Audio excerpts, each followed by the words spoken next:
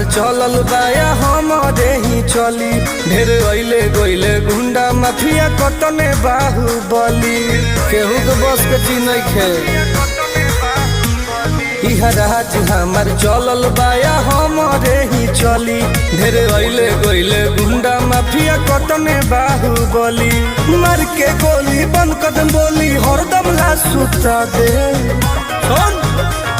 माहौल जवन बदली ओहके दुनिया से उठा दे। माहौल जवन बदली ओहके दुनिया से उठा दे।